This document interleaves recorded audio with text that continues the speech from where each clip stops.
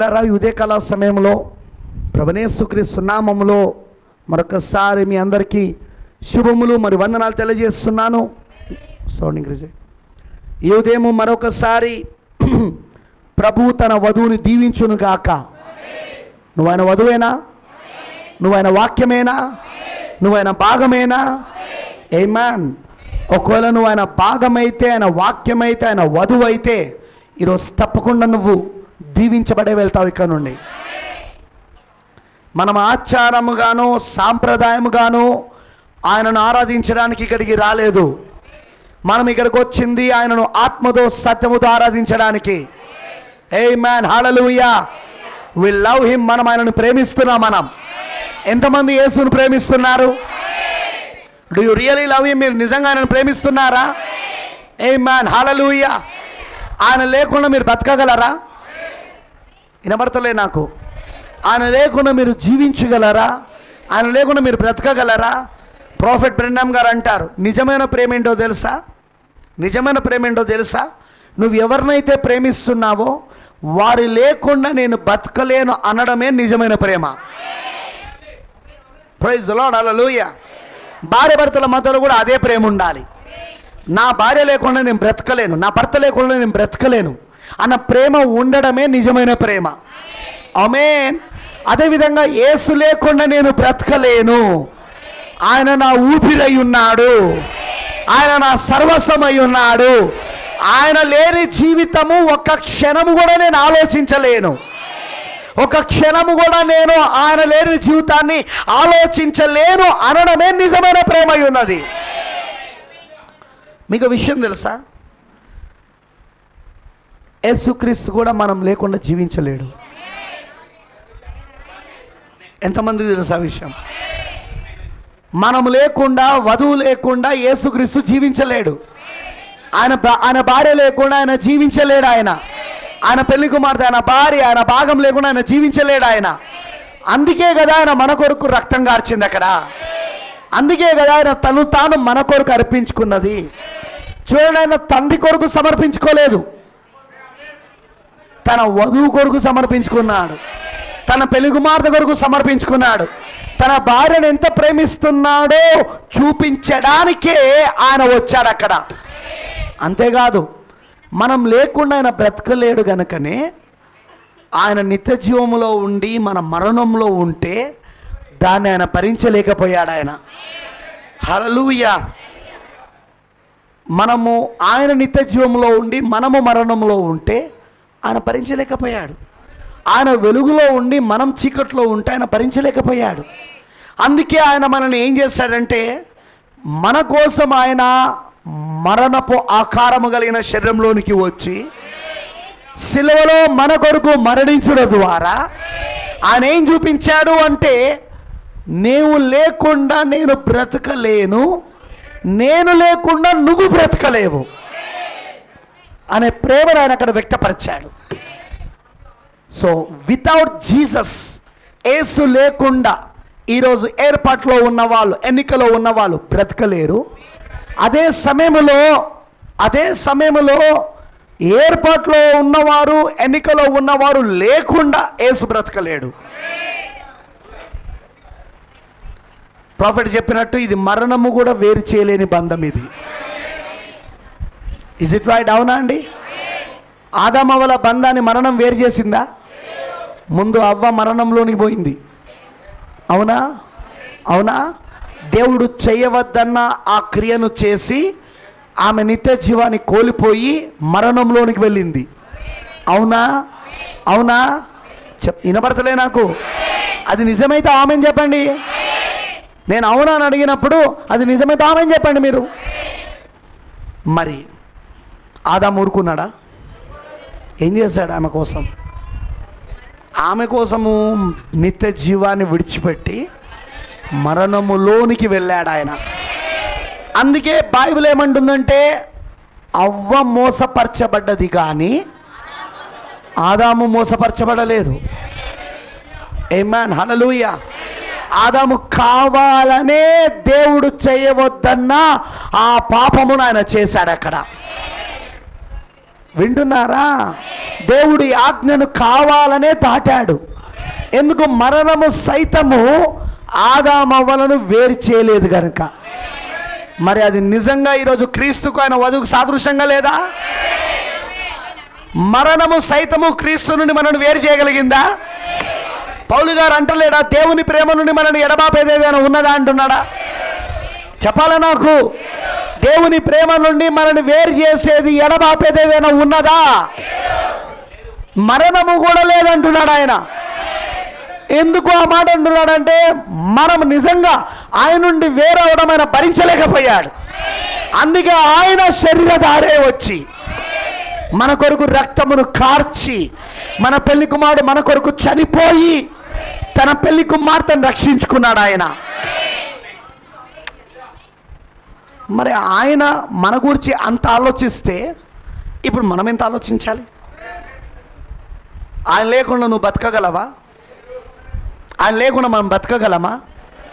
అసలు ఊహ కూడా రావద్దు మనకు ఆయన లేకుండా బతకడం అనేది. ఆమేన్, హల్లెలూయా.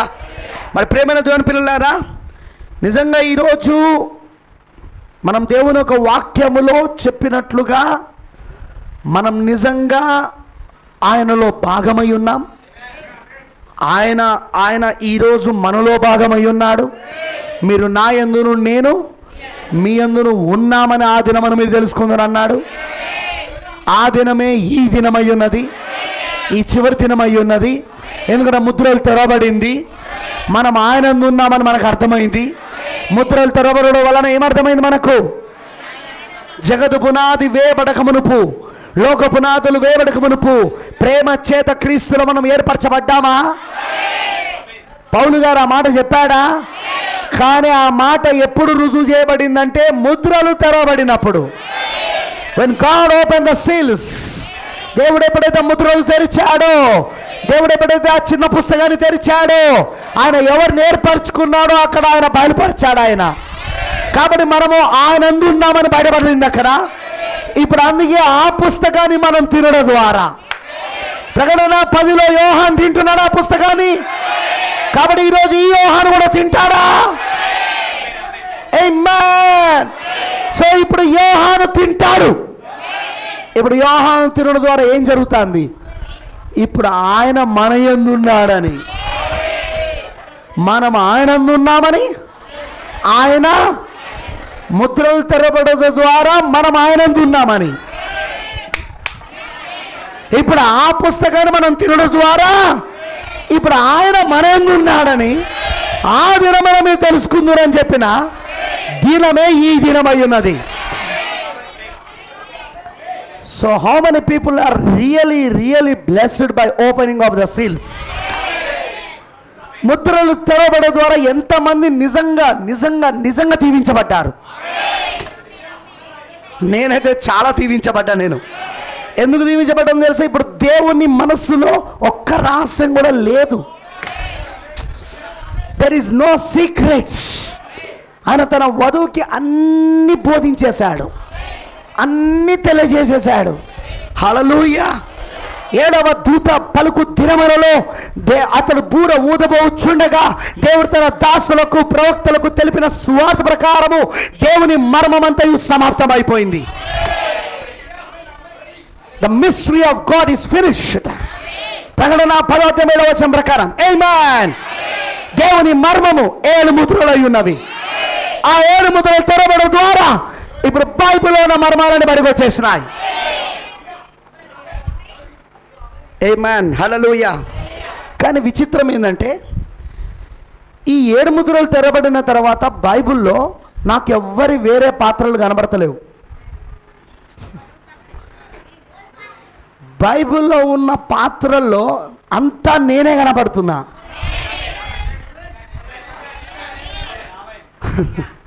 when God opened the seals, దేవుడు ముద్రలు తెరిచిన తర్వాత నాకు ఇప్పుడు వింటున్నారా? నాకిప్పుడు ఏబేలు కనబడతలేడు, నేనే కనబడుతున్నాను. నాకు ఇప్పుడు ఏ రోజు కనబడతలేడు, నేనే కనబడుతున్నాను. నాకు ఇప్పుడు హానోకు కనబడతలేడు, నేనే కనబడుతున్నాను అక్కడ. I'm seeing myself there. నాకు నేనుగా దానిలో చూసుకుంటున్నా. నేను ముద్రలు తెరబడ ద్వారా ఏం జరిగిందో తెలుసా? అసలు దేవుడు ఎప్పుడు నిన్ను మర్చిపోలేదని. God never never never forget you. దేవుడు ఎన్నడూ నిన్ను మర్చిపోలేదు. ఆమేనంటారా? నీవు ఆయన మనస్సులో జగత్తు పునాది వేయబడక మునుపు నుండే ఉన్నావు. అప్పటి నుండి ఆయన ఎన్నడూ నిన్ను మర్చిపోలేదు. ఆయన నెవర్. కొన్నిసార్లు మనం కూడా దేవుడు నన్ను మర్చిపోయాడేమో, నా జీవితం గురించి దేవుడు ఆలోచిస్తలేమో, నాకు వస్తున్న కష్టాలు, నాకు వస్తున్న బాధలు, నాకు వస్తున్న శ్రమలు మనం అనుకుంటాం అలా. ఎందుకంటే మనకు ఆయన మనసు తెలవక మాట్లాడుతున్నాం ఆ మాట. కానీ ఆయన మనసు ఏంటో తెలుసా? What is God's mind? దేవుని మనసు ఏంటి చెప్పండి? ఈ పరిశుద్ధ గ్రంథము, ఈ దేవుని వాక్యము, ఆయన మనసు అంతా ఇందులో ఉన్నది. ఆమేనంటారా? ఆయన ప్రణాళిక అంతా ఇందులో ఉన్నది. ఆయన సంకల్పం అంతా ఇందులో ఉన్నది. ఆయన ఏమై ఉన్నాడో అదంతా ఇందులో ఉన్నది. ఆమేన్, హల్లెలూయా. ఇప్పుడు దీన్ని చదవడం ద్వారా మనకు అర్థమైంది ఏంటంటే ఆయన మనసు ఏంటో అర్థమవుతున్నది. ఆయన ఎన్నడూ నన్ను మర్చిపోలేదు. నేను తల్లి గర్భములో పడక మునుపు ఆయన నా గురించి ఆలోచించాడు. కీర్తనకారుడు అన్నాడా? కీర్తనకారుడు చెప్పాడా మాట? దావీదు చెప్పాడా? నా తల్లి గర్భములో నేను పిండముగా రూపింపబడక మునిపే నీ కనులు నన్ను చూసినవి. నా ఎముకల్లో ఒక ఎముకలు కలగక మునిపే నువ్వు నన్ను ఎరిగి ఉన్నావు. నా దినములన్నీ నీ గ్రంథములో లిఖితమై ఉన్నవి.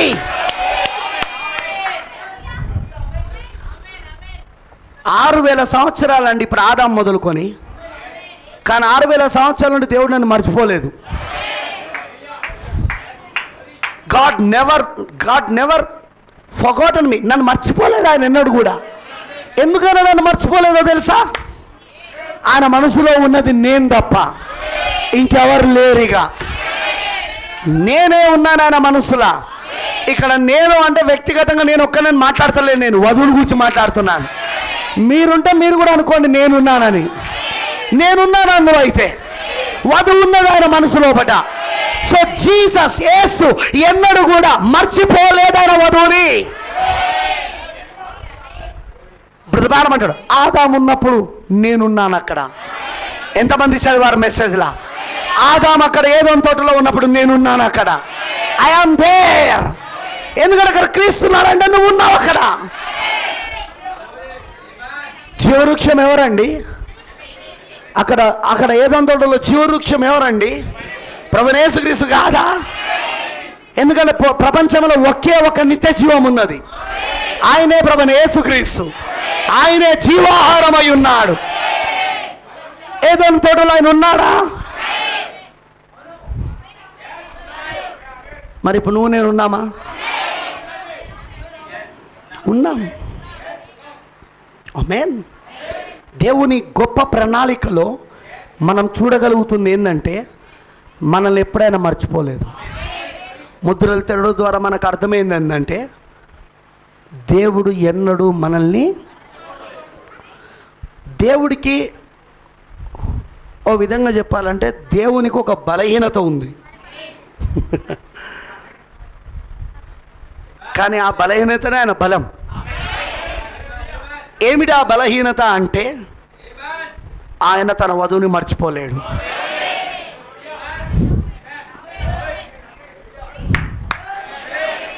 దేవుడికి మరుపు అనేది ఉందా బ్రదర్? ఉంది. Yes yes yes yes yes దేవుడు మర్చిపోతాడు. దేని మర్చిపోతాడో తెలుసా? ఎవరి పాపాలైతే క్రీస్తు ఒక రక్తం అనే ఆ మరుపు సముద్రంలో వేయబడుతుందో అవి క్షమించబడతాయి. అయితే ఇక్కడ నేను ఒక విషయం చెప్తాను, వింటారా? దేవుడు ఎప్పుడూ దేన్ని మర్చిపోడు. ఈవెన్ నీ పాపాలను కూడా. నాకు ఈ విషయము ముద్రలు తెరవక ముందు నేను అలానే అనుకున్నాను, దేవుడికి మరపు అనేది ఉన్నది, దేవుడు మర్చిపోతాడు. ఆయన మరపు ఏంటిదంటే ఎవరి పాపాలైనా ఆ రక్తంలో వేయబడితే ఇక వాళ్ళ పాపాలు దేవుడికి గుర్తుకు రావు, కానీ దేవుడికి గుర్తుకొస్తాయి అన్నాడు ప్రాఫెట్. అదే ముద్రలు తెరవబడిన తర్వాత వచ్చిన మర్మం. వింటున్నారా? అయితే మరి తీర్పు రోజున పాస్టర్ గారు మన పాపములు గుర్తుకొస్తాయి దేవుడికి ఖచ్చితంగా. మరి దాని వలన మనం క్రీస్తు రక్తంలో కడగబడడం వలన లాభం ఏంటిది? మన పాపం మూట మరపనే సముద్రంలో విసిరివేయబడ్డదని అంటున్నది కదా, మరి దాని వలన మనకు లాభం ఏంటిది చెప్తాను. ముద్రలు తెరవబడిన తర్వాత దేవుడి మర్మాన్ని మనకు బయలుపరిచాడు. After opening of the seals దేవుడు 7వ దూత ద్వారా బయలుపరిచాడు. మన పాపములు దేవుడికి గుర్తుకొస్తాయి. తీర్పు రోజున ఖచ్చితంగా మనం చేసిన ప్రతి పాపము ఆయనకు గుర్తుకొస్తుంది. కన్ఫర్మ్గా ఖచ్చితంగా గుర్తుకొస్తుంది, కానీ శిక్ష మనకు రాదు.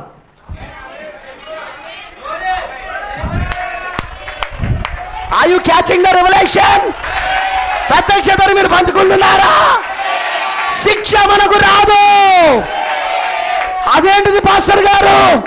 దేవుడికి నువ్వు నేను చేసిన పాపాలు గుర్తుకొస్తే శిక్ష మనకి ఎలాగా? అదే క్లోరాక్స్ బ్లీచ్. క్లోరాక్స్ బ్లీచ్ చేసేది ఏంటిది? ఆ సిరా ఇంకును ఎంతగా అది విడదీస్తుందంటే, ఏ రసాయనాల ద్వారా అది ప్రారంభమైందో ఆ మూలకాలలోనికి అది తీసుకెళ్తుంది. ఉంటది అక్కడ, కానీ కనబడదు అది.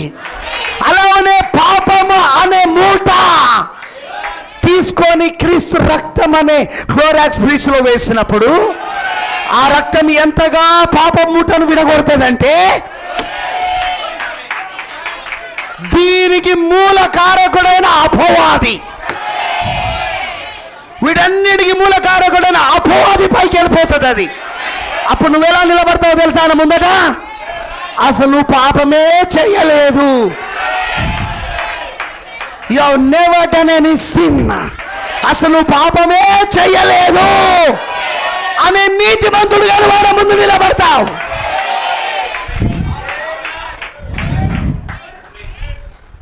When God opened the 7th seal, దేవుడు 7వ ముద్ర తెరిచినప్పుడు ఈ మర్మాలన్నీ దేవుడు బయలుపరిచాడు. క్లోరాక్స్ బ్లీచ్ ముద్రలలో ఉన్న మర్మం. అంతకుముందు దాకా ప్రవక్త కూడా ఏమన్నాడో తెలుసా? దేవుడు మర్చిపోతాడు నీ పాపాలు, దేవుడు మర్చిపోతాడు. కానీ క్లోరాక్స్ బ్లీచ్ కూర్చొచ్చిన తర్వాత ఏమన్నాడో తెలుసా? నీ పాపము ఒక దగ్గర ఉంది, రక్తం ఏం చేస్తుందంటే అది నీకు దూరంగా కొనిపోతుంది. క్రీస్తు రక్తము నీ పాపమును దూరంగా కొనిపోతుంది. మరి ఎంతగా ఆ రక్తము ఆ పాప ముట్టను విచ్ఛిన్నం చేస్తుందంటే, దాని అసలు కారకుడైన, దాని మూలకములు అసలైన కారకుడైన ఆ మూలకముల దగ్గర తీసుకెళ్ళిపోతుంది అది. దీనికి అంతటికి కారకుడు ఎవరో తెలుసా? అపవాది. అందుకే ఆ రోజు తీర్పు రోజున శిక్ష ఎవరు అనుభవించబోతున్నారో తెలుసా? అపవాది. ఇప్పుడు సంతోషంగా ఉందా యేసుక్రీస్తు రక్తాన్ని బట్టి? మరి నువ్వు ఎలా నిలబడుతున్నావు తెలుసా? ఆయన ముందట మచ్చైనను, తాగైనను, ముడతైనను, అట్టిని మరి ఏదైనా లేని వధువుగా. ఆమేన్, హల్లెలూయా. క్రీస్తు రక్తం నిన్ను అలా మార్చబోతున్నది. ఇప్పుడు మనం పరలోకానికి వెళ్ళాక రక్తం కావాలా? అక్కర్లేదు. ఎందుకంటే రక్తం ఆల్రెడీ మనల్ని ఏం చేసేసింది? ఇక్కడ మచ్చైనను, దాగైనను, ముడతైనను, కలంకమైనను, అట్టిది మరి ఏదైనా లేని వధువుగా, అసలు పాపమే చేయని వధువుగా ఆ రక్తం మనల్ని మార్చేసింది కనుక ఇప్పుడు మనం అక్కడికి వెళ్తున్నప్పుడు మనకే రక్తం అక్కర్లేదు. మనం ఆయన ముందు ఎలా నిలబడతామో తెలుసా? మొదటి ఆలోచనలో నువ్వు ఎలా ఉన్నావో పరిశుద్ధుడిగా, మొదటి ఆలోచన నిన్ను ఏర్పరచుకుంటున్నప్పుడు, నేను ఎన్నుకుంటున్నప్పుడు ఎలా నిన్ను ఏర్పరచుకున్నాడో, ఎలాంటి వధువుగా నిన్ను చూశాడో, ఆయన ఎంత స్వచ్ఛమైన వాడిగా ఉన్నాడో అంత స్వచ్ఛమైన వధువుగా ఆయన నిన్ను చూశాడు. ఆయన ఎంత పరిశుద్ధుడిగా ఉన్నాడో అంత పరిశుద్ధతలో నిన్ను చూశాడు. ఎందుకంటే నువ్వు ఆయనలో ఏర్పరచబడ్డావు అక్కడ. సో అలా నిన్ను నిలబెట్టబోతున్నది అక్కడ.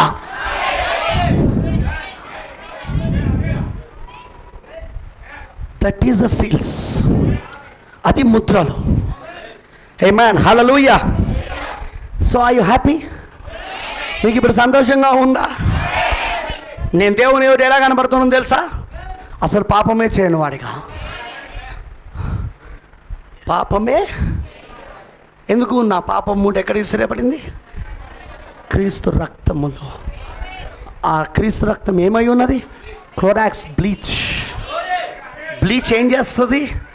ఆ సిరా చుక్కని ఎలాగైతే విచ్ఛిన్నం చేసి దాని అసలు మూలకాలలోనికి తీసుకెళ్ళిపోతుందో, అలా క్రీస్తు రక్తము కూడా నీ పాపం మూట దాంట్లో వేయబడినప్పుడు ఆ రక్తము దాన్ని విచ్ఛిన్నం చేసి దానికి మూలకారకుడైన అపవాది దగ్గర తీసుకెళ్తుంది. అండ్ బ్రదర్ బెనామ్, ప్రాఫెట్ బెనామ్ గారు అన్నారు, నువ్వు ఆయన ముందు ఎలా నిలబడతావో తెలుసా? మొదటి ఆలోచనలు ఎలా ఉన్నావో అలా నిలబడబోతున్నావు నువ్వు. ఆయన నేను ఏర్పరచుకుంటున్నప్పుడు, తనలో ఏర్పరచుకుంటున్నప్పుడు ఎలా ఉన్నావో అలా నువ్వు అక్కడ ఉండబోతున్నావు. 7th సీల్ తీసుకొచ్చింది అక్కడికి మనల్ని. మొన్న గ్రోగుడికలో చెప్పిన నేను, బ్యాక్ టు ఈడెన్. ఏదోనులో పాపం ఉందా? మొదటి అధ్యాయంలో పాపం ఉన్నదా? ఎందుకు? దేవుడు ఆలోచన చూశాడు అక్కడ. 2వ అధ్యాయానికి వచ్చినప్పుడే ఏదోను తోటలో అక్కడ అపవాది కనబడుతున్నాడు, సర్పం కనబడుతున్నాడు, మంచి చెడులతో వృక్షం కనబడుతున్నది. కానీ మొదటి అధ్యాయంలో దేవుడి ఆలోచనలా, గాడ్స్ మైండ్, దేవుడి మనస్సులా ఆదాము ఏం చూశాడు? 6 రోజుల్లో సృజించిన సృష్టిలో అసలు పాపమే లేదు, మంచి చెడుల తెలిసే వృక్షం లేదు అక్కడ, సర్పం లేదు అక్కడ. 7th సీల్ ఏంటో తెలుసా? 7వ ముద్ర ఏంటో తెలుసా? 3వ మర్త 7వ ముద్రలో 3వ భాగం ఏంటో తెలుసా? Back to Eden. తిరిగి నువ్వు ఏదోనంటే ఎక్కడ తెలుసా? 2వ అధ్యాయం కాదు, మొదటి అధ్యాయంలో ఉన్న దేవుని పరిమాణం, which is a perfect world. పరిపూర్ణమైన ప్రపంచం, పరిపూర్ణమైన ప్రజలు, పరిపూర్ణమైన దేవుని కుమారుడు, దేవుని కుమార్తె, పరిపూర్ణమైన దేవుడు.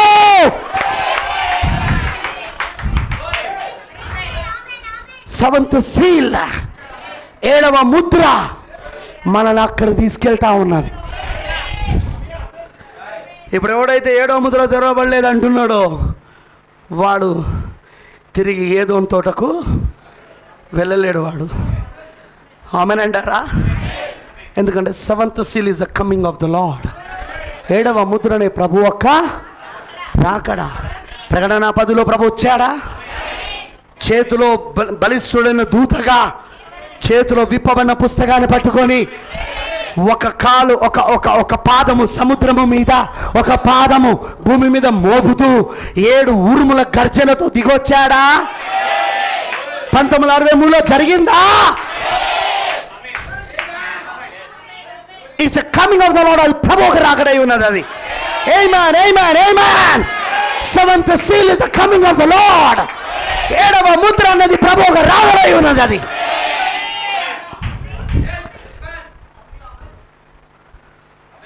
ప్రభువుకు రాకడను ఎవరైతే నమ్ముతున్నారో, 7వ ముద్రను ఎవరైతే నమ్ముతున్నారో వాళ్ళు తిరిగి ఏదోను తోటకు వెళ్ళబోతున్నారు. They are going back. Amen, hallelujah. Going back to Eden అంటే అర్థమేంటో తెలుసా? తిరిగి ఏదోలోకి వెళ్ళడం అంటే అర్థమేంటో తెలుసా? ఫస్ట్ చాప్టర్కి, నాట్ సెకండ్ చాప్టర్. ఎందుకంటే 2వ అధ్యాయంలో దేవుడు ఏం చేశాడు? మానవ పరిమాణానికి వచ్చినప్పుడు మళ్ళీ ఆ తోట మధ్యలో మంచి చెడ్డలతో వచ్చే వృక్షాన్ని తీసుకొచ్చాడు. కానీ మొదటి అధ్యాయంలో ఉందా ఇది? మొదటి అధ్యాయంలో సర్పం ఉన్నాడా? కానీ 2వ అధ్యాయంలో మానవ పరిమాణానికి వచ్చినప్పుడు సర్పం కనపడుతున్నాడు అక్కడ. Do you understand? మీకు అర్థమవుతున్నదా? పట్టుకుంటున్నారా నేను చెప్పింది? ఇప్పుడు దేవుడు మనని 7వ ముద్రలో ఎక్కడ తీసుకెళ్తున్నాడో తెలుసా? 2వ అధ్యాయానికి కాదు. ఎందుకంటే దాన్ని దాటుకొనే మనము మొదటి అధ్యాయానికి వెళ్తాం. బ్రతమాలమంటారు, దేవుడు ఎందుకు ఏదోను తోటలో సర్పాన్ని పెట్టాడు, ఎందుకు మంచి చెడ్డలతో వృక్షాన్ని పెట్టాడు? కారణం ఏంటది? ఎందుకంటే తన దగ్గరకు వచ్చే ప్రతి దేవుని కుమారుడు, దేవుని కుమార్తె పరీక్షించబడిన తర్వాతనే రావాలా. ఇది పరీక్షా స్థలమై ఉన్నది. ఇది ఒకప్పుడు దేవదూతలకు పరీక్షా స్థలం, ఇది ఆదికాండం మొగుడే వచ్చినంలా. కానీ ఇప్పుడు 2వ అధ్యాయానికి వచ్చేసరికి ఇది మానవుడికి పరీక్షా స్థలముగా మారింది. కానీ ఆదికాండం 1లో ఆమేన్ 6 రోజులలో సృజించిన సృష్టి ఏదైతే ఉన్నదో అక్కడ మోషే దేవుని పరిమాణంలో ఉండి చూస్తున్నాడు. అది పర్ఫెక్ట్ వరల్డ్, అది పరిపూర్ణ ప్రపంచం. అది తిరిగి ఆ ఏదంలోకి తీసుకెళ్ళడమే దేవుడి ఆలోచన. బ్రదర్, మళ్ళీ మనకు అక్కడ సర్పం ఉంటాడా? కొత్త ఆకాశం కొత్త భూమిలా? మళ్ళీ మనకు మంచి చెడ్డలు తినొచ్చే వృక్షం ఉంటుందా? ప్రకటన 21 హలో హలో హలో ఉండదు. ఆదికాండం 2లో ఉన్నది అక్కడ ఉండదు. ఎందుకంటే దేవుడు ఇప్పుడు మనల్ని ఆదికాండం 2లోగా తీసుకెళ్ళేది.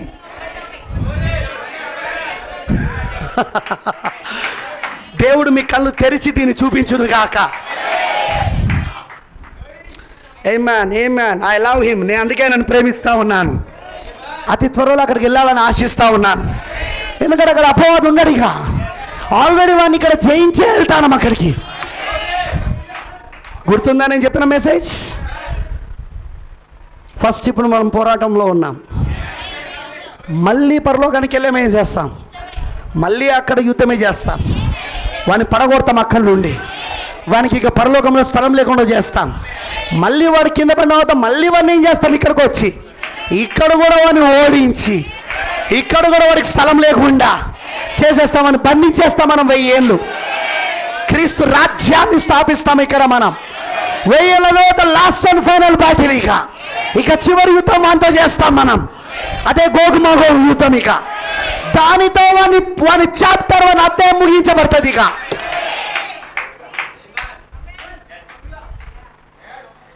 వాని అధ్యాయం ఎప్పుడైతే ముగించబడుతుందో ఇక మనకు కొత్త భూమి.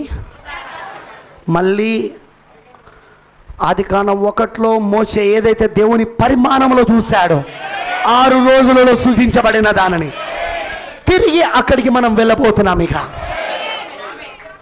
అక్కడ సర్పం లేడు సుమా.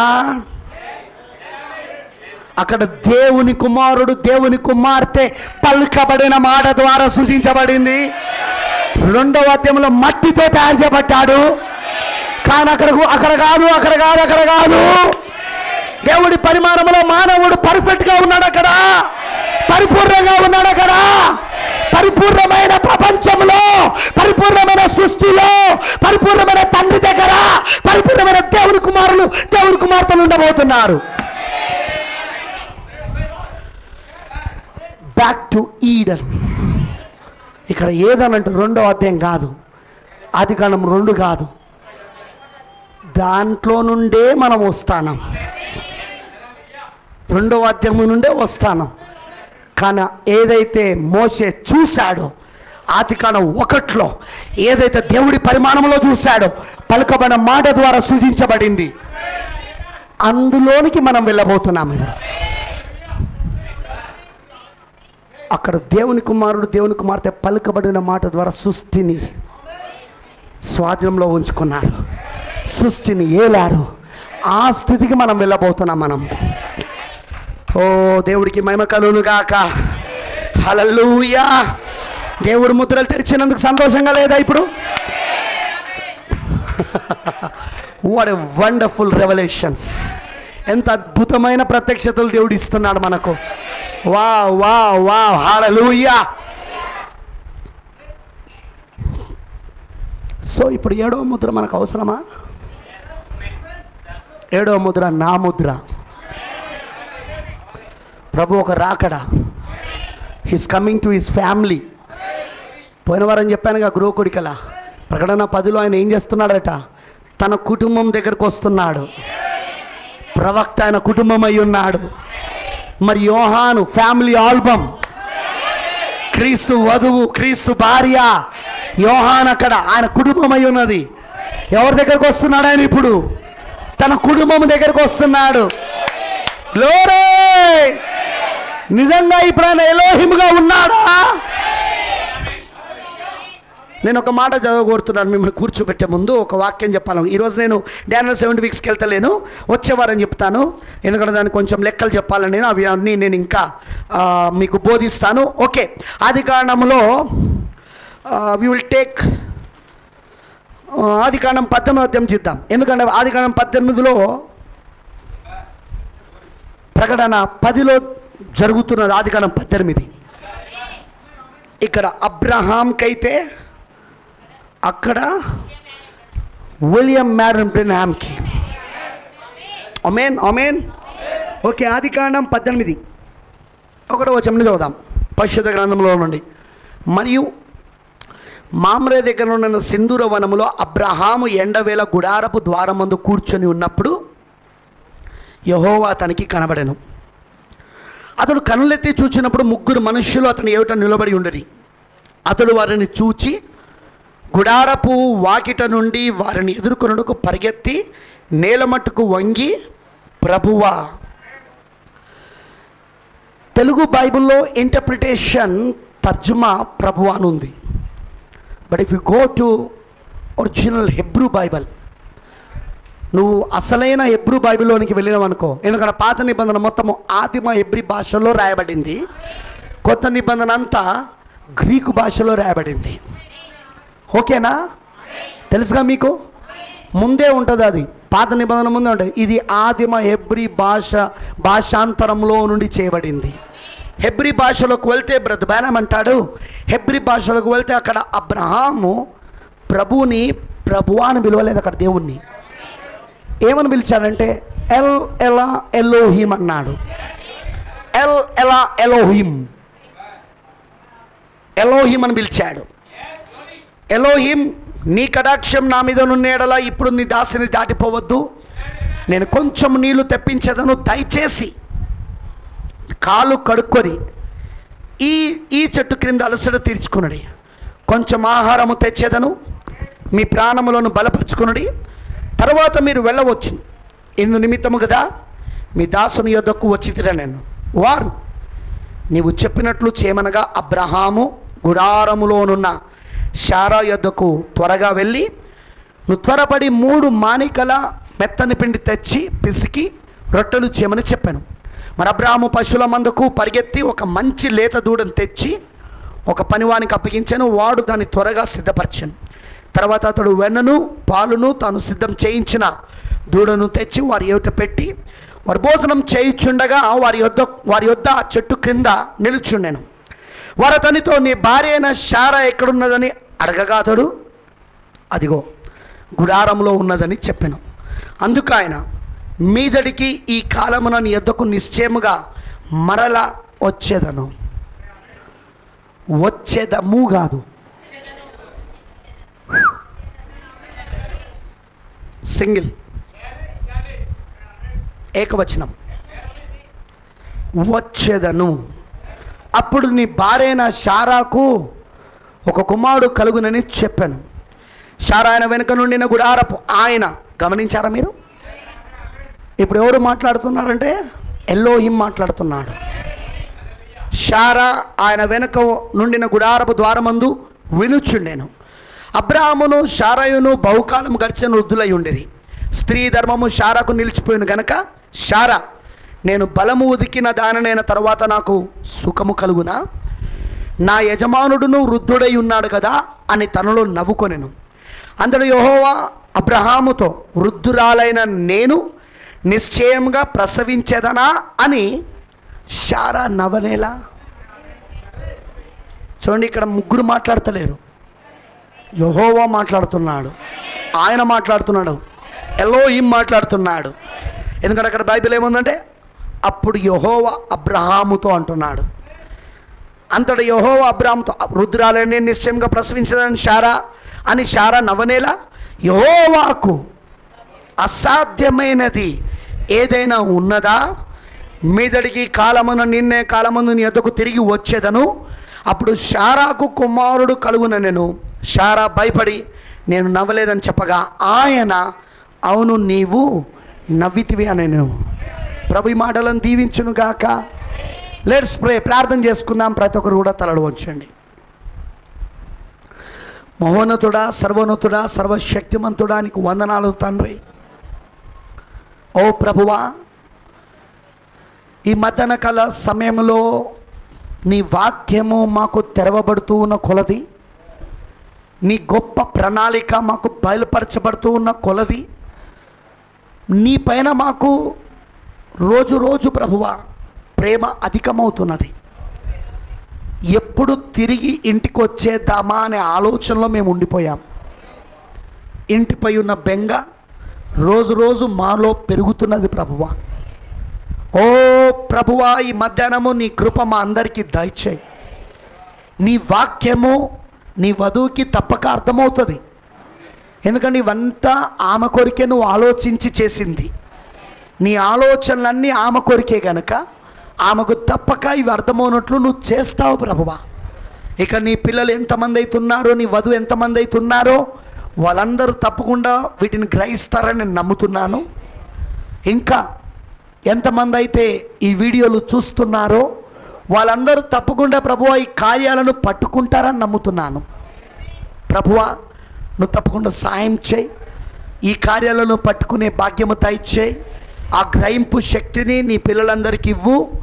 నీ గొప్ప పరిశుద్ధాత్మ ఈరోజు మా అందరికీ వాక్యమును తెరిచి ఆ గొప్ప దేవుని అంతరంగములో ఉన్న కార్యాలను, ఆ ముద్రలలో దాగున్న కార్యాలను ఆయన మాకు బయలుపరచును కాక. తప్పకుండా ప్రభువా, నీవే మాతో మాట్లాడమని నీకు పూర్తిగా సమర్పించుకుంటూ ఆటంకపరచాలని చూస్తున్న దురాత్మ శక్తులను, దయ్యపు శక్తులను, క్రీస్తు విరోధి ఆత్మలను ప్రభు అనే యేసుక్రీస్తు నామములో బంధిస్తున్నాం. పూర్తిగా వాటిని బంధించేస్తున్నాం. ప్రభు, ఇక్కడ నీ పరిశుద్ధ ఆత్మ మాత్రమే పనిచేయాలి. నీ ఆత్మనే ఇక్కడ ప్రతి ఒక్కరిని తన అదుపులో ఉంచుకొని అభిషేకించి ప్రతి మాట అర్థమవునట్లు చేయాలి ప్రభువా. అంతరంగ బోధకుడిగా నీ పరిశుద్ధాత్మ మాకు ఉండును కాక. మేమందరం నీ పరిశుద్ధాత్మ పైన ఆధారపడుతూ నీకు సమర్పించుకుంటూ యేసుక్రీస్తు నామములో ప్రార్థిస్తున్నాను. ఆమేన్. దయచేసి కూర్చోనండి.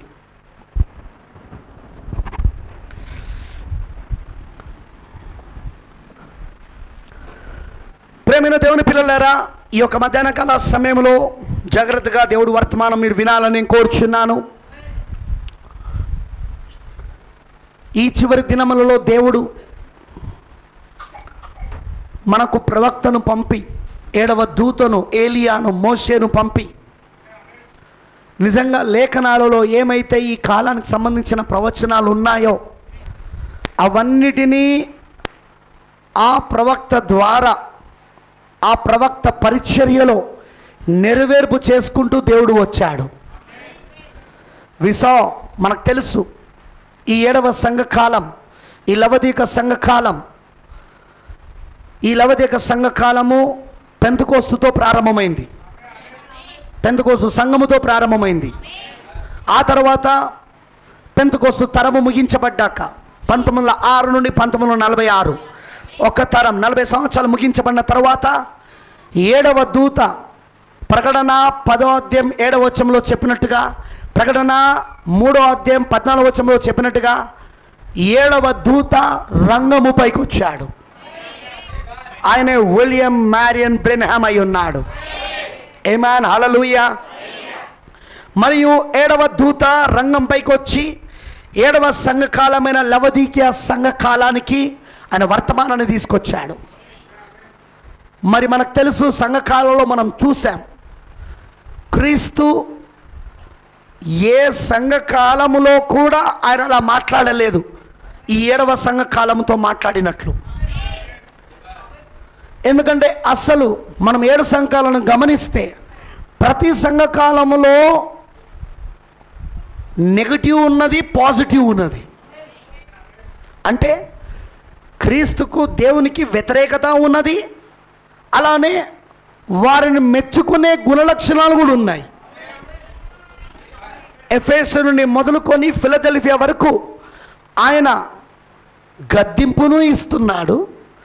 అదే సమయంలో ఆయన వారిని మెచ్చుకుంటూ కూడా ఉన్నాడు.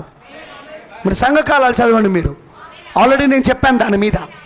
గద్దిస్తున్నాడు వారిలో ఉన్న పొరపాట్లను బట్టి, వారిలో ఉన్న నెగిటివ్ పాయింట్స్ని బట్టి వారిని గద్దిస్తున్నాడు. అలానే వారిలో ఉన్న అనుకూలమైన విషయాలను బట్టి ఆయన వారిని మెచ్చుకుంటున్నాడు కూడా. రెండు జరుగుతున్నాయి, ఇటు అభినందనలు అటు గద్దింపు రెండు. కానీ 7వ సంకాలానికి వచ్చినప్పుడు ఒక్క అభినందన కూడా దేవుడు ఇస్తలేడు. ఈ సంఘకాలము ఎంత దరిద్రమైన కాలం అంటే, ఎంత దిక్కుమాలిన కాలం అంటే, ఈ కాలములో ఒక్క విషయం కూడా సంఘములో దేవుడికి మెచ్చుకునేవి కనబడతలేవు, అభినందించేవి కనబడతలేవు. దానికి ముఖ్య కారణం ఏంటంటే, బ్రతపైనం అన్నాడు ప్రతి కాలములో ప్రతి సంఘకాలంలో క్రీస్తున్నాడు. కానీ ఎఫెసు సంఘకాలంలో క్రీస్తున్నాడు సంఘం లోపట, స్ముర్నా సంఘకాలంలో క్రీస్తున్నాడు సంఘం లోపట, అలానే పెరగమ, థియోతైర, సార్దిస్, ఫిలదెల్ఫియా వరకు క్రీస్తున్నాడు సంఘం లోపట. కానీ లవోదికకు వచ్చేసరికి క్రీస్తుని ఏం చేశారంటే వీళ్ళు సంఘము బయటికి త్రోసేశారు ఇప్పుడు. So there is no good works. అసలు ఏమాత్రము మంచి కార్యాలు ఈ లవోదిక సంఘకాలంలో కనబడతలేవు. దేవునికి కనబడకపోగా ఆయనను బయటికి నెట్టేశారు, క్రీస్తుని బయటికి నెట్టేశారు. క్రీస్తు తలుపు దగ్గర నిలబడి తడుతున్నాడు ఆయన. ఎవడైనా నా స్వరము విని తలుపు తీసిన ఎడల నేను అతని యొద్దకును అతను నాతోను కలిసి పూజిస్తామంటున్నాడు. 2 రాత్రి విందులో దాని మీద నేను ఆల్రెడీ చెప్పాను. అవునంటారా? 2 సప్పర్స్ 2 రాత్రి విందుల మీద నేను చెప్పేశాను దాని మీద. అవునంటారా? సో లవోదిక సంఘకాలము ఎందుకు అంతగా ఆయన గద్దించాల్సి వస్తుందంటే, ఇది గురుడ్డిదని, దిగంబరిదని, దిక్కుమాలినది, దరిద్రమైనది, దౌర్భాగ్యమైనది, ఇది నుల్లివెచ్చనది, నోటితో ఉమ్మేయాల నాకుంది, నాకు కడుపులో తిప్పుతున్నది సంఘకాలను చూస్తే, వాంతొచ్చినట్లు అవుతున్నది నాకు అని దేవుడు అంతగా ఫీలింగ్ ఎందుకు అవుతున్నాడంటే, ఈ యొక్క సంఘకాలమే అతి భయంకరంగా, అసలు ఒక్కటి కూడా క్రీస్తుకు అనుకూలంగా చేయని కాలం. ప్రతి సంఘకాలంలో క్రీస్తుకు అనుకూలంగా చేసినవి ఉన్నాయి, క్రీస్తుకు వ్యతిరేకంగా చేస్తున్నాయి. అందుకే గద్దింపు ఉన్నది, అభినందనలు ఉన్నాయి. మీరు చదవలేదా అండి? సంఘకాలంలో ఉన్నది అదంతా. అటు గద్దింపు ఉన్నది, ఇటు అభినందన. మీరు ఇది చేస్తున్నందుకు నేను మిమ్మల్ని మెచ్చుకుంటున్నాను అన్నాడా లేదా ఆయన? ప్రతి కాలంలో అన్నాడు. కానీ లవోదిక సంఘానికి వచ్చినప్పుడు మాత్రం అభినందన లేవిగా. ప్రాఫిట్ అంటున్నాడు, ఎందుకు ఈ సంఘకాలం అలా అయిందంటే, కంప్లీట్గా ఈ సంఘకాలములోనే అపవాది పూర్తిగా వాడు అవతారం ఎత్తుతాడు. ఈ సంఘకాలములోనే వాడు పూర్తిగా 4వ గుర్రము పైన, పాండుర వర్ణపు గుర్రము పైన వాడుకున్న 3 శక్తులను, తెలుపు, ఎరుపు, నలుపు, మతము, రాజకీయము, దయ్యమాత్మలు. గుర్తుందా మీకు? మతము, రాజకీయము, దయ్యమాత్మలను, ఈ 3టిని కలుపుకుంటూ పూర్తి అవతారంలోనికి, పూర్తి రూపంలోనికి వచ్చే కాలమే లవోదిక కాలం అయి ఉన్నది. ఆమేన్, ఆమేన్, ఆమేన్. అందుకే ఇప్పుడు సంఘ శాఖలను చూసి ఏమన్నాడంటే ప్రవక్త, 666 666 అది మృగం యొక్క ముద్ర అన్నాడు. దానితో ఎవరు కలిస్తే వాళ్ళకి ఆ ముద్ర వచ్చినట్టే అన్నాడు. ముద్ర అంటే ఇక్కడ ఆత్మ.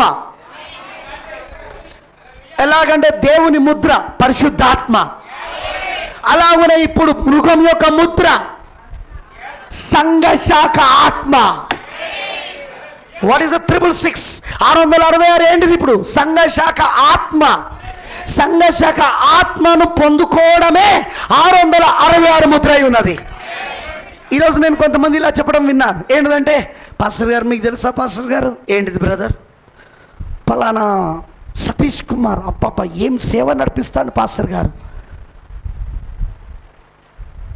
లవోదిక సంఘకాలం గురించి ఏమో అన్నట్టున్నాడు దేవుడు. దీన్ని ఒక్కటి కూడా అభినందించలేదు. వీడికి సతీష్ కుమార్ పరిచర్యలో, వీడికి దినకరన్ పరిచర్యలో, వీడికి పిడు సుందరరావు పరిచర్యలో, వీడికి రినాడ్ బోంకే పరిచర్యలో, జాయ్సీ మేస్ పరిచర్యలో, కెనత్ కోప్లాండ్ పరిచర్యలో, వింటున్నారా? వీళ్ళందరి పరిచర్యలో మంచిలా కనబడతా ఉన్నది, అభినందన ఎలా కనబడుతున్నది వీడికి. ఎందుకంటే దేవుడు ఒక దిక్కు అంటున్నాడు, నేను మిమ్మల్ని ద్వేషిస్తున్నాను, మిమ్మల్ని చూస్తుంటేనే నాకు కడుపులో తిప్పుతా ఉన్నది, వాంతికి వస్తున్నది, నాకు ఉమ్మివేను ద్వేషిస్తున్నాను అంటున్నాడు. అందుకే కదా మనం లవదీకల నుండి బయటకు వచ్చింది, అందుకే కదా మనం ఆ మినిస్ట్రీస్ నుండి బయటకు వచ్చేసింది, అందుకే కదా మనం ఆత్మ నుండి బయటకు వచ్చేసింది, ఆ సంఘ శాఖ నుండి బయటకు వచ్చేసింది. వీడికి దాంట్లో మంచి కనబడుతుందంటే వీడు ఖచ్చితంగా వీడు కుక్క అయిన ఉండాలా, పంది అయిన ఉండాలా. ఎందుకంటే పందికి ఎప్పుడు కూడా బుడతకుంటే చాలా మంచిగా అనిపిస్తుంది, కుక్కకి ఎప్పుడు కూడా తర్వాత తనకు మంచిగా అనిపిస్తుంది. Is it right? అవును, నిజమేనా? ఎప్పుడైనా గుర్తుంచుకోండి, సంఘ శాఖ ఒక వ్యక్తికి మంచిగా అనిపిస్తున్నదంటే వాడికి లవోదిక ఆత్మ ఉన్నదని అర్థం.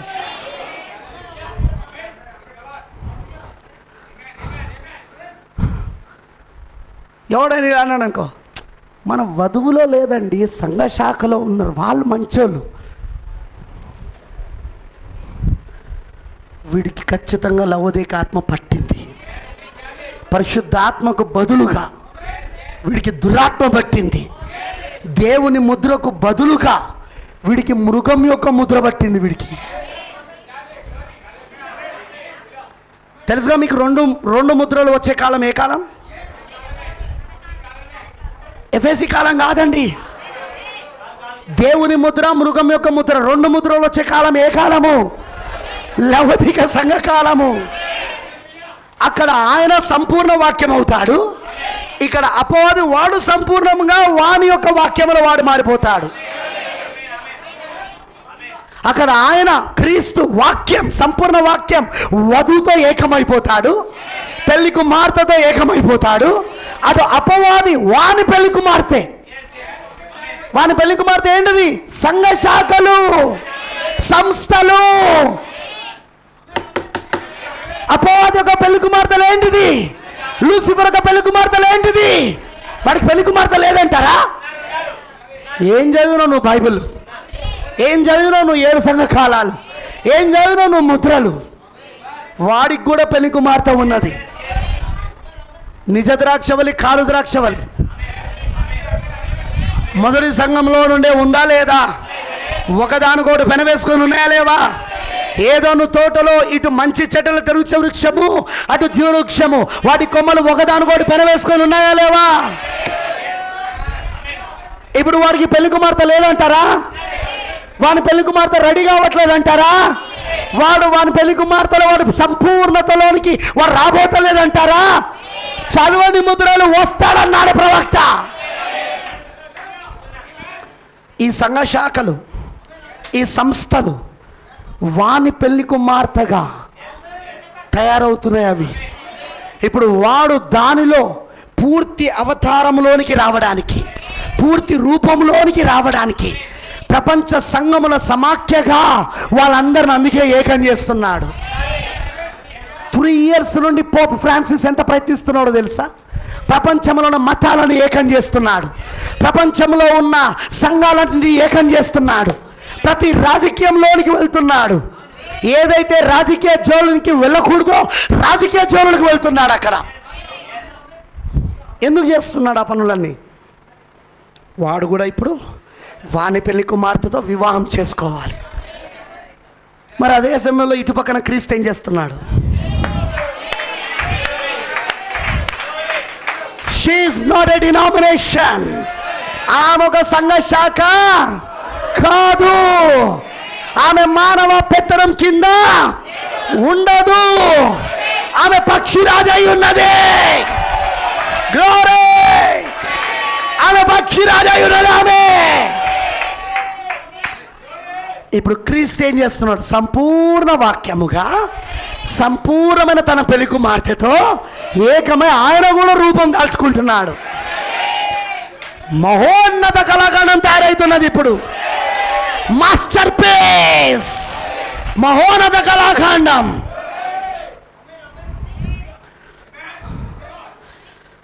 జాగ్రత్త వినండి ఇప్పుడు నేను చెప్పేది.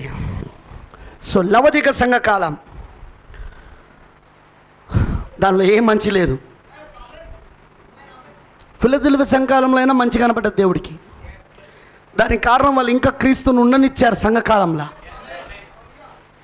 కానీ లవదిక సంఘకాలానికి వచ్చినప్పుడు క్రీస్తుని పూర్తిగా బయటికి వెళ్ళగొట్టారు. సో క్రీస్తు ఎప్పుడైతే బయటికి వెళ్ళిపోయాడో ఇక ఏం మంచి ఉంటుందండి అక్కడ? నువ్వు అనొచ్చు, పాస్టర్ గారు వాళ్ళు చేసే మిషనరీ పనులు చూస్తున్నావా?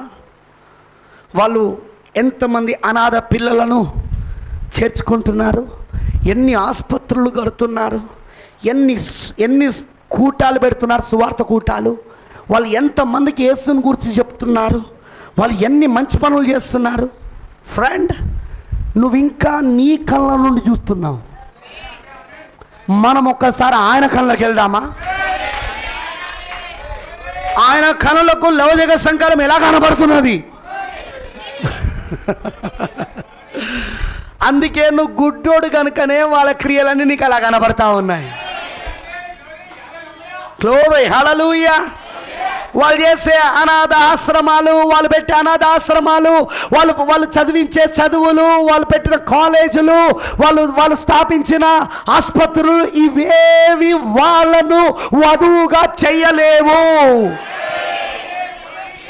వధువు కావాలంటే రక్తంలో కడగబడాలా, రక్తంలో శుద్ధీకరించబడాలా.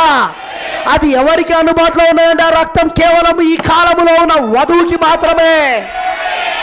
ఎందుకంటే రక్తం ఎప్పుడు వాక్యములో ఉంటుంది. ఈ కాలపు వాక్యమే రక్తమై ఉన్నది. ఆమేన్, హల్లెలూయా. ఈ కాలపు వాక్యమే రక్తమై ఉన్నది. ఎందుకంటే ఆ వాక్యమే రక్త మాంసములైంది. అక్కడ 2000 సంవత్సరాల క్రితము ఆ వాక్యమే రక్త మాంసములై రక్తము కార్చింది. ఇప్పుడు ఆ రక్తము కార్చిన అదే మళ్ళీ వాక్యమైంది. వాక్యమే రక్త మాంసములైంది, రక్తము కార్చింది. ఇప్పుడు మళ్ళీ అదే రక్తము వాక్యమైంది. ఇప్పుడు మళ్ళీ అదే వాక్యము వధువులో రక్త మాంసములైతాంది. Are you catching? మీరు పట్టుకుంటున్నారు ఆ విషయాన్ని? హల్లెలూయా. ఇప్పుడు మళ్ళీ వధువులో అది ఏమవుతున్నదంటే రక్త మాంసములు అవుతున్నది. What is bright? వధువు ఏంటిది ఇప్పుడు? Jesus Christ blood and flesh. వధువు ఏంటో తెలుసా? యేసు క్రీస్తు యొక్క రక్త మాంసములు. ప్రస్తుతం యేసుక్రీస్తు ఎక్కడున్నాడో తెలుసా? వధువులో ఉన్నాడు. పాస్టర్ గారు వధువులో ఉన్నాడా? ఎస్. దానికే నేను ఇక్కడ ఆదికాండం 18 చదివించింది. అబ్రాహాం దగ్గరికి ఎలా వస్తున్నాడు? ఆయన రక్త మాంసముల శరీరంలో వస్తున్నాడు. ఆమేన్, హల్లెలూయా. అబ్రాహాం ఆయనను పిలిచి ఏమన్నాడు? ఆయనను చూసి ఏమన్నాడు? ఎలోహిం. దిస్ వర్డ్, ఈ మాట ఎలోహిం అనే మాటను ప్రవక్త ఏమని చెప్పాడో తెలుసా? ఎలోహిం అంటే అర్థము 2 అర్థాలు ఉన్నాయి, 2 మీనింగ్స్. ఒకటి స్వయం ఉనికి కలిగిన వాడు. స్వయం ఉనికి కలిగిన వాడు అంటే అర్థము సెల్ఫ్ ఎగ్జిస్టెన్స్ వన్.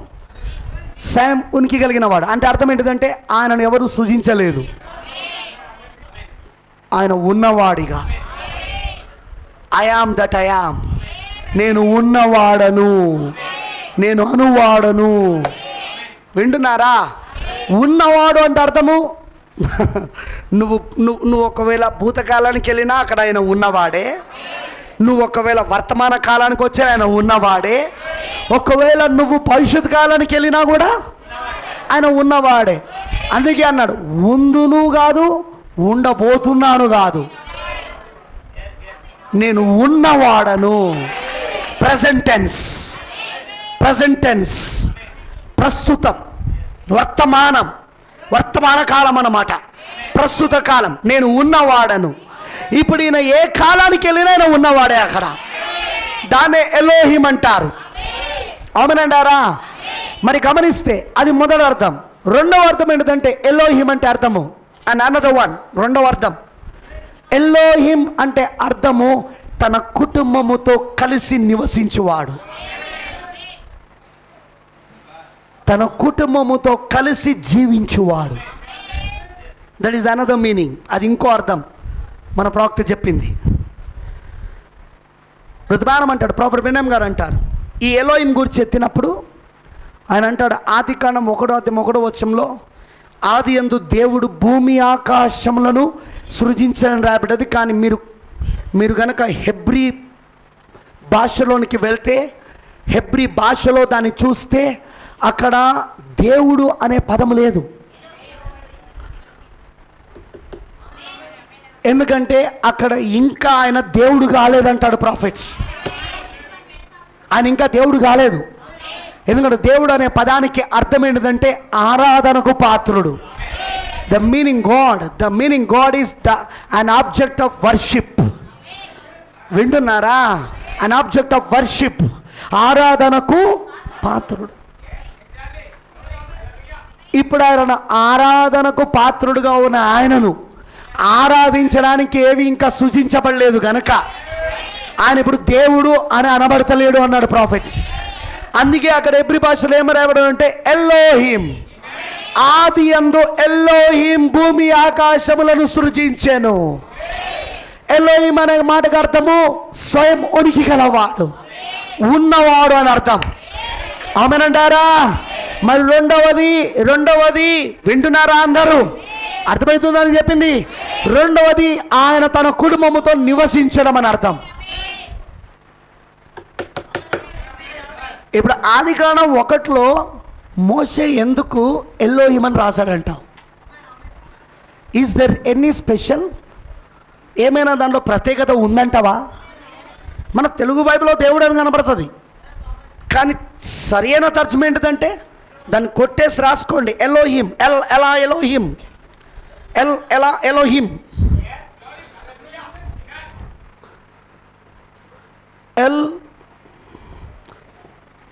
ఎలా ఎలోహిం. వింటున్నారా? ఆమేనంటారా? అర్థమైన వాళ్ళందరూ ఆమె చెప్పండి. ఎలా ఎలోహిం. ఇప్పుడు ఎందుకు మోషే అక్కడ ఎలా ఎలోహిం అని రాశాడు? వాయ్? మరి నేను ఆల్రెడీ చెప్పాను మీకు, మోషే మొదటి 5 కాండాలు రాశాడు. ఆదికాండము, నిర్గమకాండము, లేవికాండము, సంఖ్యాకాండము, ద్వితోపదేశ కాండము. మొదటి 5 కాండాలు రాసింది మోషే. మోషే ఎప్పుడు వచ్చాడు?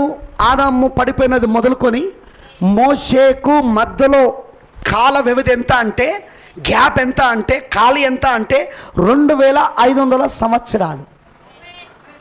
ఎంత? 2500 సంవత్సరాలు అంటే 2500 సంవత్సరాలు. 2500 సంవత్సరాల తర్వాత వచ్చిన మోషే ఆదికాండం 1 రాస్తున్నాడు. How it is possible? అది ఎలా సాధ్యమైంది? బాగా వినండి. అందుకే చెప్పాను, prophets are the time travellers. ప్రవక్తలు అనేవారు ఏంటో తెలుసా? వాళ్ళు కాలములలో సంచరించి వాళ్ళు కాలము వెనుకకు వెళ్ళగలరు, కాలమునకు ముందు వెళ్ళగలరు. యెషయా చెప్పాడు, అందుకే ఇదిగో కన్యక గర్భము ధరించి కుమారుని కనుడు, అతనికి ఇమ్మానుయేలు పేరు పెట్టబడిన అన్నాడా లేదా? 712 సంవత్సరాల తర్వాత జరగబోయే సంఘటనను యెషయా ఎలా చెప్పగలిగాడు అక్కడ? ఎందుకంటే ఈ ట్రావెల్ ఇన్ ద టైమ్, ఆ కాలములో ప్రయాణం చేశాడు అక్కడ. అర్థమైంది అందరికీ? 712 సంవత్సరాల తర్వాత జరగబోయేదాన్ని చూశాడు. యోబు ఎలా చెప్పగలిగాడు? ఇదిగో నా విమోచకుడు సజీవుడనియో, ఒక దినమున ఆయన భూమిపైన నిలిచినను నేను ఎరుగుదును. ఎలా చెప్పగలిగాడు? He travelled. ప్రయాణం చేశాడు. ప్రాఫిట్ ఎలా చెప్పగలిగేవాడు? మన ప్రవక్త ఎదురుగా వచ్చిన ఆ రోగిని చూసి, 10 ఏళ్ల క్రితం నువ్వు పలానా కారులో పలానా ప్రాంతంలో వెళ్తూ ఉండగా ఆ ప్రాంతంలో ఇలాంటి కొండలు ఉంటాయి, ఇటు పక్కన చీపురు పుల్లల పొలాలు ఉంటాయి, నువ్వు వెళ్తూ ఉన్నావు అనుకోని రీతిగా ఎదురుగా ఒక ట్రక్ వచ్చి ఢీకొన్నది. అప్పుడు నువ్వు లేచి ఎగిరి కింద పడ్డావు. అప్పుడు నీ ఎముకలు ఫ్రాక్చర్ అయినాయి. నిన్ను తీసుకెళ్ళి హాస్పిటల్లో జాయిన్ చేశారు. పలానా ఒంగూరు రింగుల జుట్టు కలిగిన డాక్టర్ స్పెట్స్ పెట్టుకొని ఇంత హైట్ ఉంటాడు, ఇలా ఉంటాడు, ఆయన ముఖం ఇలా ఉంటుంది, ఆయన నిన్ను పరీక్షించాడు. ఇవన్నీ నిజమేనా? అప్పుడు ఆ ఎదురుగా ఉన్న పేషెంట్ అంటాడు, అవును అవన్నీ నిజమే. నీకెలా తెలుసు? He travel the time. 10 years back వెళ్ళాడు ఆయన, 10 ఏళ్లకు వెనుకకి వెళ్ళాడు ఆయన. దర్శనంలో చూస్తున్నాడు ఆ జరిగిన సంఘటనను. ఆమేన్. మోషే కూడా అంతే. 2500 సంవత్సరాలకు ముందెళ్ళాడు ఆయన. ఆదికాండం 1 రాయడానికి 7వ పరిమాణానికి వెళ్ళాడు ఆయన.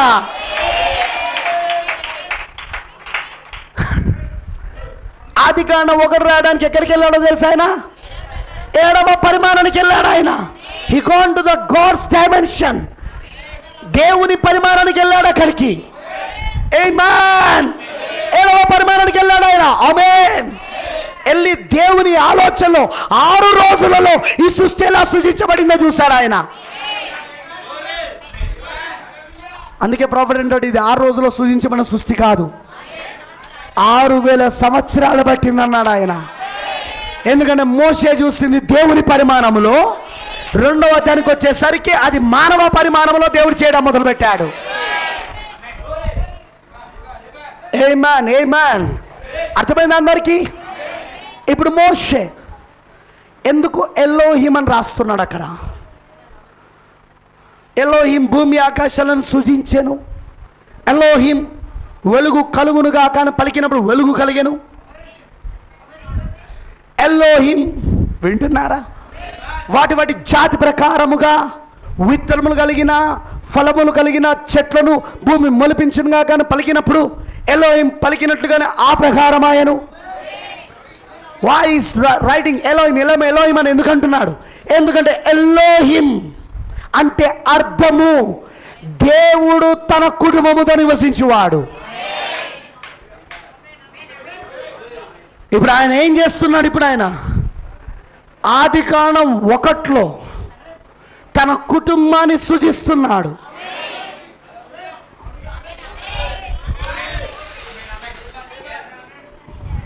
హలో బాగా వినండి నేను చెప్పేది. ఆదికాండం 1లో ఆయన తన కుటుంబాన్ని సృజించుకుంటున్నాడు. దేవుడు తన కుటుంబాన్ని సృజించుకుంటున్నాడు. అక్కడ వస్తున్న 6వ రోజు వస్తున్న ఆదాము వాళ్ళు ఎవరు అంటే ఆయన కుటుంబం. అందుకే ఎవరి రూపంలో పుడుతున్నారు వాళ్ళు? ఎవరి రూపంలో సృజించబడుతున్నారు వాళ్ళు? ఎలా సృజించబడుతున్నారు అక్కడ వాళ్ళు? మట్టితో సృజించబడుతున్నారా? మరి ఎలా సృజించబడుతున్నారు వాళ్ళు? పలుకబడిన మాట ద్వారా సృజించబడుతున్నారు. By spoken word. సృష్టి అంతా 1వ అధ్యాయంలో ఎలా సృజించబడుతున్నది? పలుకబడిన మాట ద్వారా సృజించబడుతున్నది. అక్కడ 1వ అధ్యాయం ఆదికాండం 1వ అధ్యాయంలో ఏదంతో ఎలా సృజించబడుతున్నది? పలుకబడిన మాట ద్వారా సృజించబడుతున్నది. మరణము లేని ప్రపంచం, పరిపూర్ణ ప్రపంచం, పర్ఫెక్ట్ వరల్డ్. అన్ని పరిపూర్ణంగా ఉన్నాయి. చెట్లు పరిపూర్ణతలో ఉన్నాయి, ఆకాశ పక్షులు పరిపూర్ణతలో ఉన్నాయి, భూజంతువులు పరిపూర్ణతలో ఉన్నాయి, భూమిపైన ప్రాకు జీవులు పరిపూర్ణతలో ఉన్నాయి. ఆమేన్. వాటిని ఏలబోతున్న దేవుని కుమారుడు, దేవుని కుమార్తె కూడా పరిపూర్ణతలో ఉన్నారు, సంపూర్ణతలో ఉన్నారు, పరిపూర్ణతలో ఉన్నారు. ఏంటి పరిపూర్ణత? దేవుని స్వరూపం. పట్టుకుంటున్నారా మీరు? ఏంటి పరిపూర్ణత చెప్పండి? దేవుని స్వరూపం. ఇప్పుడు ఒక పరిపూర్ణ మానవ స్వరూపం అని మనం చదువుతున్నామా బైబిల్లా? వర్తమానాలు వింటున్నామా? ఏంటిది అది? ఆ పరిపూర్ణత దేవుని స్వరూపం. అది ఆ దేవుని స్వరూపములోనికి మలచబడమే ఒక పరిపూర్ణ మానవ స్వరూపంలోనికి రావడం అయి ఉన్నది. ఇప్పుడు ఆదాము అవ్వలు ఇద్దరు కూడా, శ్రీమతి ఆదాము భార్య భర్తలు ఇద్దరు కూడా, అక్కడ దేవుని కుమారుడు దేవుని కుమార్తె ఇద్దరు కూడా పరిపూర్ణ ప్రపంచంలో పరిపూర్ణమైన దేవుని పిల్లలుగా దేవుని రూపములో దేవుని పోలికలో ఉన్నారు అక్కడ. అందుకే మోషే ఏమని రాస్తున్నాడు అంటే ఎలోహీం అని రాస్తున్నాడు. Do you understand? మీరు పట్టుకుంటున్నారా catch? It's not my revolution. ఇది నా ప్రత్యక్షత కాదు, ఇది ప్రవక్త బ్రెన్హామ్ గారు చెప్పిన ప్రత్యక్షత. ఇది మెసేజ్లలో బోధించింది ఇది ఆల్రెడీ. అందుకే అక్కడ మోషే ఎలోహీం అని రాస్తున్నాడు అన్నాడు. ఎలోహీం అంటే అర్థము దేవుడు తన రూపములో, దేవుడు తన స్వరూపములో, తన పోలికలో తన కుటుంబముతో కలిసి నివసిస్తున్నాడు. తన రూపంలో తన పోలికలో సృజించబడిన తన పిల్లలతో కలిసి జీవిస్తున్నాడు. అందుకే ఎలోహీం అన్నాడు. మళ్ళీ ఎలోహీం అనే మాట ఆదికాండం 18లో కనబడుతుంది. అబ్రాహాం పిలుస్తున్నాడు. అలా అబ్రాహాంకి ఏం రివల్యూషన్ వచ్చింది? May the lord open your eyes. దేవుడు మీ కళ్ళు తెరచునుగాక. మరలా అబ్రాహాం ఎందుకు అలా పిలుస్తున్నాడు అక్కడ దేవుని ఎలోహీం అని?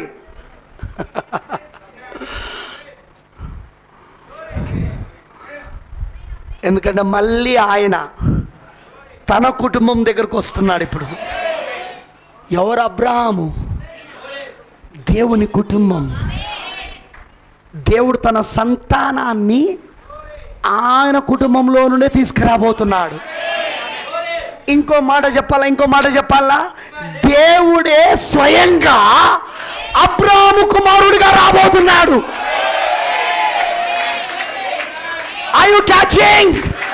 పట్టుకుంటున్నారా మీరు ప్రత్యక్షతను? దేవుడే స్వయంగా అబ్రాహాము కుమారుడిగా రాబోతున్నాడు. అబ్రాహాంకి రెవల్యూషన్ వచ్చేసింది అక్కడ. అందుకే ప్రాఫెట్ బ్రెన్హామ్ అంటాడు, అబ్రాహాం ఎదురు చూసింది అక్కడ వాగ్దాన కుమారుడు అంటే ఇస్సాకు కాదు. మరి అబ్రాహాం ఎవరి కోసం ఎదురు చూశాడు? క్రీస్తు కోసం ఎదురు చూశాడు.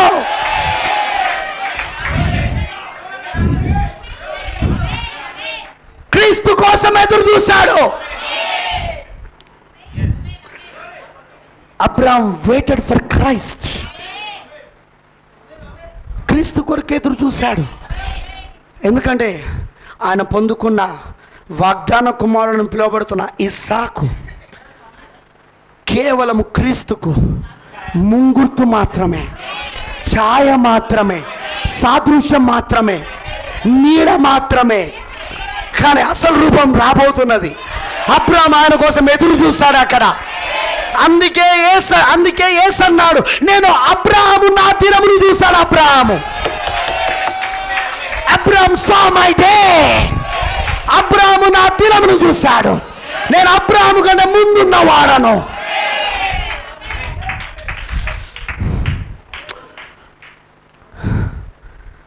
ఎందుకు ఆ మామ్రే సింధూర దగ్గర అప్పటి వరకు అబ్రాహాము ప్రభువా అని పిలిచినోడు, అక్కడ ఆ మామ్రే సింధూర వనం దగ్గర, ఆ మామ్రే దగ్గర సింధూర వనంలోని అక్కడ ఆ ఎండ వేళలో గుడార ద్వారం దగ్గర ఆయన మధ్యాహ్నం వేళలో కూర్చున్నప్పుడు, ఇదే సమయం, మేబీ దిస్ టైం ఓన్లీ, ఈ టైంలో ఆయన కూర్చొని ఉన్నప్పుడు ఆ ముగ్గురు మనుషులు రావడం ఆయన చూసి పరిగెత్తుకుంటూ వెళ్ళి వాళ్ళకి సాష్టాంగ నమస్కారం చేసి ఎలోహీం.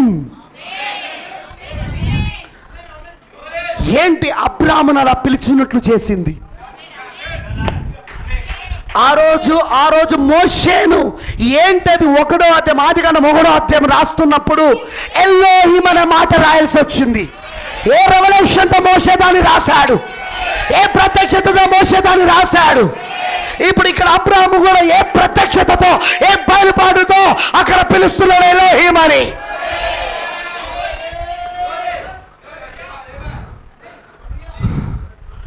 ఎందుకంటే ఆయనకు తెలుసు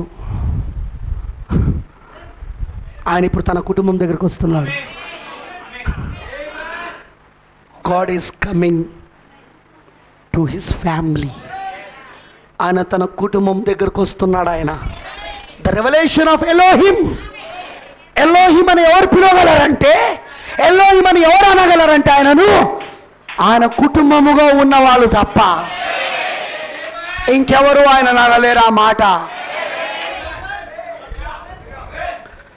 అందుకే లోతు ఆ ఇద్దరు దేవదూతలను చూసి ప్రభువులారా అని పిలిచాడు. లోతు సంఘశాఖ, లోతు సంస్థ.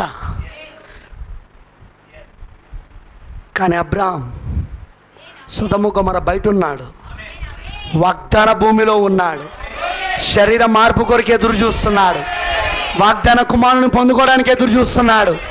అందుకే ఎలోహిం ఆదికాండం 18లో ప్రత్యక్షమవుతున్నాడు. అక్కడ ఎలా ప్రత్యక్షమవుతున్నాడు బ్రదర్? ఒక కుటుంబ సభ్యుడిగా. ఎలా ప్రత్యక్షమవుతున్నాడు బ్రదర్? ఒక రక్త సంబంధిగా. ఎలా ప్రత్యక్షమవుతున్నాడు బ్రదర్ అక్కడ అబ్రాహాము దగ్గర కంటే? అబ్రాహాముకు కుమారుడిగా తాను పుట్టబోతున్నాడు కనుకనే అబ్రాహాం ఎలోహిం అని పిలిచారు అక్కడ.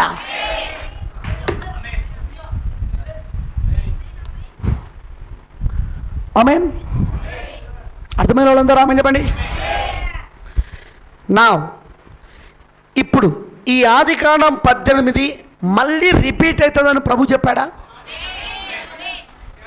మొదటి రాకల్లో చెప్పాడా? ఆయన లూకా 17:30లో చెప్పాడా? 26 నుండి చెప్పాడా? నోవహు దినాల్లో జరిగినట్టుగానే మనిషి కుమారుని దినములో జరుగును, లోతు దినములలో జరిగినట్టునే మనిషి కుమారుని రాకడ దినములలో కూడా జరుగును, మనిషి కుమారుడు ప్రత్యక్షమగు దినములలో జరుగును చెప్పాడా? ఇవి మళ్ళీ ఇవి నోవహు దినాలేనా? మనం వచ్చింది నోవహు దినాలలోనికేనా? ప్రతి 2000 సంవత్సరాలకు ఒకసారి దేవుడు భూమిని శుద్ధి చేస్తున్నాడా లేదా? సో మూడవసారి దేవుడి భూమిని శుద్ధి చేయడానికి మూడవసారి 2000 సంవత్సరాలు అయిందా? మొదటిసారి 2000 సంవత్సరాలు దేవుడు నీటి మూలంగా శుద్ధి చేశాడు. రెండవసారి 2000 సంవత్సరాలు క్రీస్తు రక్తము ద్వారా శుద్ధి చేశాడు. ఈసారి మూడవసారి 2000 సంవత్సరాలు దేవుడు అగ్ని చేత శుద్ధి చేయబోతున్నాడు. పంచభూతములు మిక్కిడమైన వేంద్రముతో కాలిపోబోతున్నాయి. పేతురు రాసిన పత్రిక ప్రకారం మలాకి 4:3 ప్రకారం ఇది కొలిమి కాలంలో కాలబోతున్నది. ఇది ఆమేన్ ఆమేన్. అంటే మళ్ళీ మనం ఇప్పుడు ఈ చివరి దినాల్లో నోవహు దినాల్లో ఉన్నామా? లోతు దినాలు అంటే మీకు అర్థమైందో? లోతు దినాలంటే ఏం జరిగింది? లోతు దినాలలో, లోతు దినములలో అగ్ని ఆకాశం నుండి కురిపించబడి ఆ 2 పట్టణాలు నాశనం అయిపోయినాయి. ఆ 2 పట్టణాలు సొదొమ గొమొర్రా అనే ఆ 2 అన్య పట్టణాలు కాల్చివేయబడి అగ్నికి. ఒప్పుకుంటారా మీరు? మళ్ళీ ఇప్పుడు అన్య ప్రపంచం అగ్ని చేత కాల్చేయబడుతుందా? సో లోతు దినాల్లో జరిగినట్టు మళ్ళీ మనిషి కుమారుడు ప్రత్యక్షము దినం జరుగునన్నాడా? లోతు దినాల్లో మనిషి కుమారుడు ప్రత్యక్షమయ్యాడా?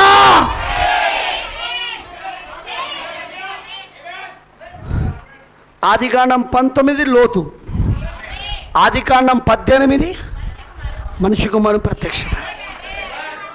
డినామినేషన్స్ లోతునే చూస్తాయి, ఆదికాండం 19నే చూస్తాయి. కానీ వధువు ఏం చూస్తుందో తెలుసా? ఆదికాండం 18 చూస్తుంది.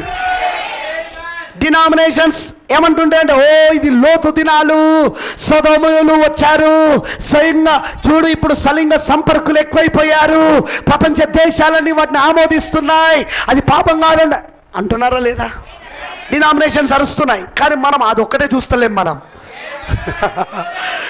ఏమంటే లోతు దినాల్లో జరిగినట్టుగా మనుష్య కుమారుడు అన్నారు అక్కడ. ఇప్పుడు మనం లోతు దినాలే చూస్తలేం, మనిషి కుమారుని దినాలు కూడా చూస్తున్నాం. లోతు దినాలు ఆదికాండం 19 అయితే మనిషి కుమారుని దినములు ఆదికాండం 18. వాళ్ళు కాయిన్కి ఒకవైపు చూస్తున్నారు డినామినేషన్స్, కానీ మనం కాయిన్కి రెండు వైపు చూస్తున్నాం. ఎందుకంటే మళ్ళీ మనిషి కుమారుడు రావాలా లేదా? ఆదికాండం 18 మళ్ళీ రిపీట్ కావాలా? ఆదికాండం 18 మళ్ళీ జరగాలా? మళ్ళీ రిపీట్ కావాలా? చరిత్ర తనకు తాను మళ్ళీ పునరుత్థం కావాలా? అకార్డింగ్ టు జీసస్ యేసు చెప్పిన మాటల ప్రకారముగా అది జరగాలా లేదా? లూకా 17:26 నుండి 30 వచనాల్లో చెప్పినట్టుగా జరగాలా లేదా? జరగాలి. మరి ఇక్కడ ఆయన ఎలా వచ్చాడు? ఎలోహింగా వచ్చాడు. మరి ఇప్పుడు ఆయన మళ్ళీ ఎలా రావాలి?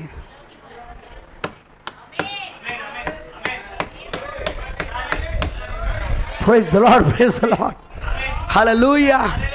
ఎలా రావాలి? ఎలా రావాలా? పట్టుకోండి ప్రత్యక్షత. ఎలా రావాలని ఇప్పుడు మళ్ళీ అక్కడ ఎలోహింగా వచ్చాడా?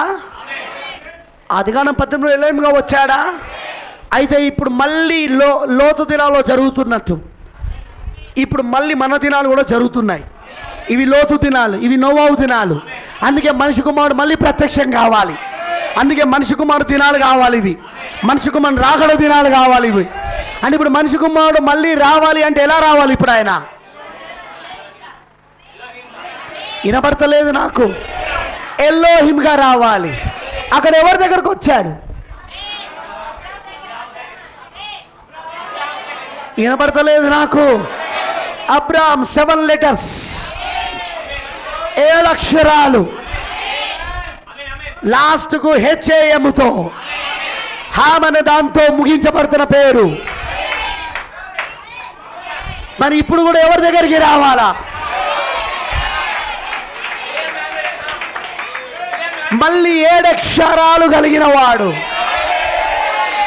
ఆయన బ్రన్నాం కాదు, బ్రెన్హామ్. బ్రన్నాం కాదు, ఆయన బ్రెన్హామ్. ఎందుకు? మళ్ళీ లాస్ట్ 3 అక్షరాలు హెచ్ఏఎంతో ముగించబడుతున్న పేరు, 7 అక్షరాలు కలిగిన పేరు బ్రెన్హామ్. ఆమేన్. అందుకే ప్రకటన 10లో ఎవరి దగ్గరకు వస్తున్నాడు ఆయన? ఆదికాండం 18లో అబ్రాహాము దగ్గరకు వచ్చినట్టుగా ఇప్పుడు ప్రకటన 10లో బ్రెన్హామ్ దగ్గరకు వస్తున్నాడు.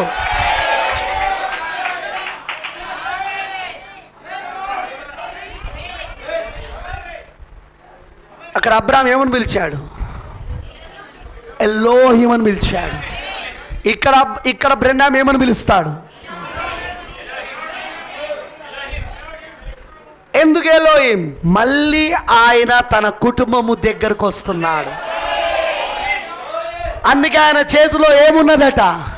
విప్పబడిన ఒక ఏంటా పుస్తకం? 7 ముద్రల గ్రంథం. ఏంటిది 7 ముద్రల గ్రంథం? Family album. ఫ్యామిలీ ఆల్బమ్ పట్టుకొని వచ్చాడు. ఆమేన్, ఆమేన్, ఆమేన్. ఎవరు ఫ్యామిలీ ఆల్బమ్ బ్రదర్? అది ఎలోహింది, బ్రెన్హాముది మరియు వధువుది. అవర్ ఫ్యామిలీ, మన కుటుంబం ఆల్బమ్ అది.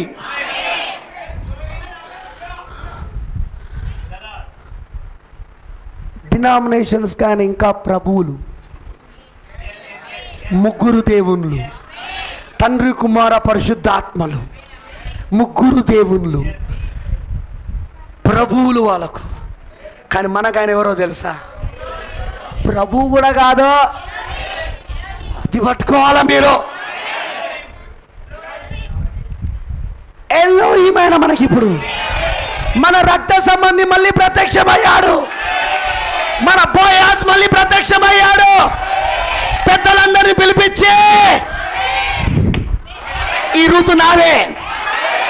ఎందుకంటే నయోమి యొక్క ఆస్తిని నేను విడిపిస్తున్నాను కనుక. ఇప్పుడు నయోమికి నేను రక్త సంబంధిని కనుక. ఓ ఓ ఓ దేవుడికి మమగలుడు కాక. ఇప్పుడు ఈ ఋతు నాదే. ఇప్పుడు ఈమె కూడా నాకు రక్త సంబంధి.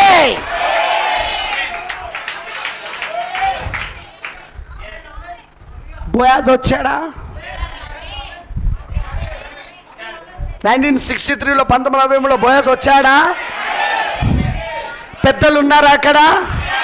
7 పెద్దలు ఉన్నారా? ఏంటా పిరమిడ్? 7 దూతలు, 7 దూతల సమూహం అది. ఆమేనంటారా? పెద్దలు ఉన్నారా అక్కడ?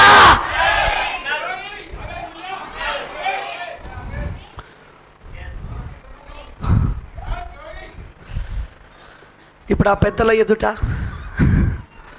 బోయస్ చెప్పాడా,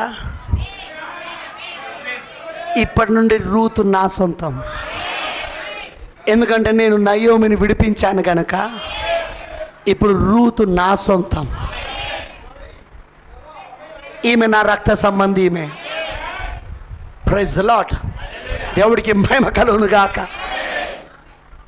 హల్లెలూయా. అర్థమైంది అందరికీ? అర్థమైన వాళ్ళందరూ ఆమె చెప్పండి. 1963 1963 ఆదికాండం 18, ప్రకటన 10 ఆదికాండం 18 బోయాజు రూతు యొక్క కథ. అందుకే ఇప్పుడు మనం ఆయన ఏమని పిలుస్తామో తెలుసా? సంఘశాఖలాగా ప్రభులారా, 3 దేవుళ్ళు ఉన్నారు, తండ్రి కుమార పరిశుద్ధాత్మ వాళ్ళు 3 వేరు వ్యక్తులు, 3 వేరు దేవుళ్ళు, వేరు దేవుళ్ళు, కానీ 3 కలిసి ఉన్నారు, అతుక్కొని ఉన్నారు. ఏంటిదో ఏం గమ్మత్తు పెట్టిల్లో, ఫెవికాలో ఫెవికిక్కో అతుకుండడానికి. వాళ్ళ సిద్ధాంతం ఏంటో తెలుసా? తండ్రి కుమారుడు కాదు, కుమారుడు పరిశుద్ధాత్ముడు కాదు, పరిశుద్ధాత్ముడు కుమారుడు కాదు, కుమారుడు పరిశుద్ధాత్ముడు కాదు, కానీ వాళ్ళ 3 ఒకటి. విచిత్రంగా లేదు? ఎందుకు వాళ్ళు అలా ఉన్నారు? ఎందుకంటే వాళ్ళ ఆదికాండం 19లో ఉన్నారు. మనం ఎక్కడున్నాం? 18 మన రక్త సంబంధి మనకు ప్రత్యక్షమయ్యాడు. మన ఎలోహీం మనకు ప్రత్యక్షమయ్యాడు. మన ఎలోహీం మనకు ప్రత్యక్షమయ్యాడు. వింటారా? ఇంకా ఒక్క 10 నిమిషాలు చెప్తాను నేను. వింటారా మీరు? ఆమేన్, హల్లెలూయా. మన ఎలోహీం మనకు ప్రత్యక్షమయ్యాడు.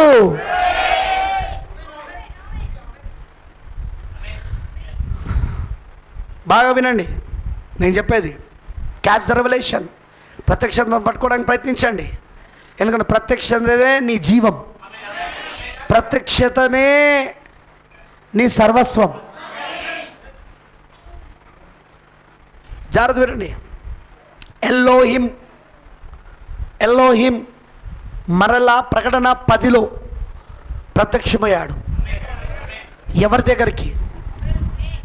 తన కుటుంబం దగ్గరికి, బ్రన్హామ్ దగ్గరికి, యోహాన్ దగ్గరికి. బ్రన్హామ్ ఎవరు? 7వ దూత. బ్రన్హామ్ 7వ దూత. యోహాన్ ఎవరు? ఆయన రక్త సంబంధులు. వాళ్ళు దే ఆర్ ద బ్లడ్ రిలేటెడ్స్. వాళ్ళ రక్త సంబంధులు వాళ్ళు ఆయనకు. ఆమేనంటారా? ఈ రక్త సంబంధం ఎక్కడి నుండి నడుస్తున్నది? ఎప్పటి నుండి నడుస్తున్నది? మనం ఎప్పటి నుండి ఆయనకు రక్త సంబంధంలో? మనం జగత్తు పునాది అప్పుడే. ఎలా అంటే మనం ఆయనలో ఏర్పరచబడడం ద్వారా. ఇప్పుడు నీకు నీ కొడుకుకు రక్త సంబంధం ఎట్లా వచ్చింది? వాడు నీలో నుండి వచ్చడం ద్వారా. వానికి పుట్టే పిల్లలు వారిలో నుండి వచ్చడం ద్వారా. వాళ్ళకు పుట్టే పిల్లలు వారి నుండి వచ్చే ద్వారా. రక్త సంబంధం అంటే తెలుసుగా మీకు? బ్లడ్ రిలేషన్ అంటే తెలుసుగా మీ అందరికీ? అలానే ఇప్పుడు మనము కూడా ఆయనకి ఎలా రక్త సంబంధం అయ్యాం?